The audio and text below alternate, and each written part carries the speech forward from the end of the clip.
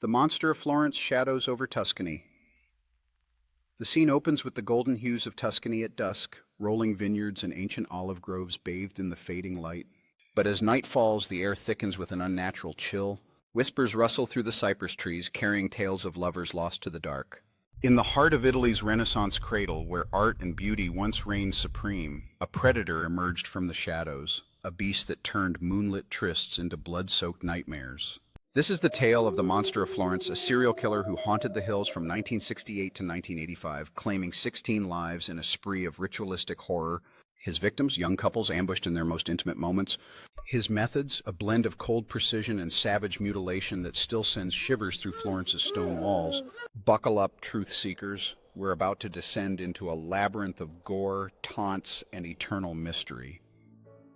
It all began on a foggy August night in 1968 in the quiet town of Signa near Florence. Barbara Locci, a 32-year-old mother entangled in a web of affairs, and her lover Antonio Lobianco, 29, were parked in a secluded spot, their car a sanctuary amid the Tuscan whispers. But the monster watched from the underbrush, his .22 caliber Beretta pistol glinting in the dim light. He fired without mercy, riddling their bodies with bullets. Lobianco's skull shattered, Locci's chest torn open. Eerily, Locci's young son slept unharmed in the back seat, a silent witness to the carnage. The killer vanished, leaving shell casings scattered like breadcrumbs. At first it seemed like a crime of passion, with Locci's husband Stefano Mele quickly convicted. But as the years unfolded, the truth clawed its way out. This was no isolated act. It was the opening salvo in a 17-year reign of terror. By 1974, the monster's pattern emerged like a dark ritual etched in the stars. On September 15th in Borgo San Lorenzo, teenagers Pasquale Gentilcore, 19, and Stefania Pettini, 18, sought solace in a lover's lane under a new moon sky, those eerie, lightless nights that became his signature. He ambushed them in their car, firing the Beretta to subdue, then dragging Pettini out for the gruesome finale. Her body was found stabbed 97 times, her genitals mutilated with savage precision, and, most horrifically, a grapevine stalk inserted into her as a final desecration. Gentilcore lay slumped in the vehicle, his blood pooling on the seats. No sexual assault, no robbery, just pure ritualistic fury. The killer's knife work suggested surgical skill, excising flesh as if collecting trophies. Tuscany's idyllic hills now hid a predator who struck on weekends, preying on passion in the shadows. The body count mounted, each attack more brazen, more ritualized. In June 1981, near Scandicci, Giovanni Foggi, 30, and Carmela Danuccio, 21, were interrupted mid-embrace. The monster shot Foggi first, then turned his blade on Danuccio, excising her pubic area with a notched knife that left jagged, deliberate wounds, like a signature carved in flesh.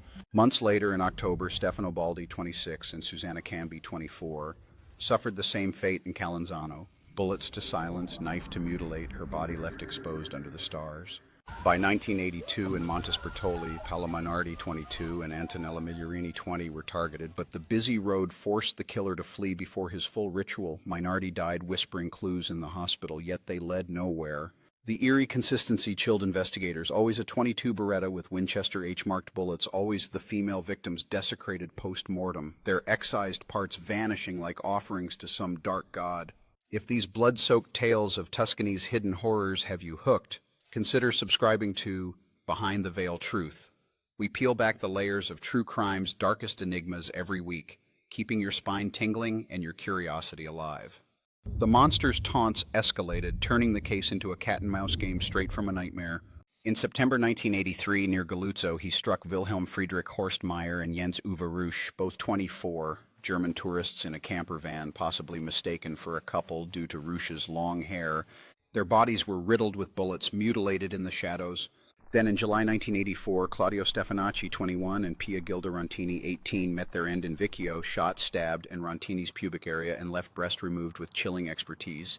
The final horror came in September 1985 in San Casciano. French tourists Jean-Michel Cravaicvili, 25, and Nadine Moriot, 36, camping under the stars. He slit their tent, fired into the darkness, then excised Moriot's breast and pubic region. But the true eerie twist? Days later, an anonymous envelope arrived at the Florence prosecutor's office containing a piece of Moriot's breast, cut from a magazine page, a bold dare scrawled in red. Catch Me If You Can, shell casings linked back to the 1968 murder, and anonymous tips, including one referencing a triangle symbol, hinted at deeper occult ties. Suspects swirled like mist in the hills, each more sinister than the last. Pietro Pacciani, a brutish farmer with a history of violence, including a 1951 murder conviction for killing a man who spied on his fiancée, emerged as prime suspect. Convicted in 1994 for 7 murders, he was acquitted on appeal in 1996, dying before retrial. Police found an unfired .22 bullet in his garden, but it was planted evidence. Then came the companions of death, Mario Vanni and Giancarlo Lotti, Pacciani's dim-witted acquaintances nicknamed snack buddies for their simple habits. Lotti confessed in 2000, implicating them in cannibalistic rituals, claiming they fed excised parts to Pacciani's daughters or used them in satanic rites. Theories exploded, a cult of powerful elites, the second level pulling strings for black magic or snuff films. The Sardinian Trail pointed to Stefano Mele and his relatives like Francesco and Salvatore Vinci with ties to esoteric groups. Yet no DNA match, no confessions held. The monster slipped away, perhaps multiple killers in a web of darkness. The fog lifts on Tuscany's hills, but the shadows remain. 16 lives stolen, rituals unfinished, taunts echoing through time. The monster of Florence endures as Italy's ultimate enigma, a predator who turned love into legend's grave. If this descent into horror left you craving more unsolved nightmares, hit that subscribe button on Behind the Veil Truth right now. We've got Zodiacs, Rippers, and Dahlias waiting in the wings. Comment your theories below and share with fellow thrill seekers. The veil is thin, let's tear it wide open together. Who knows what monster lurks in your next video?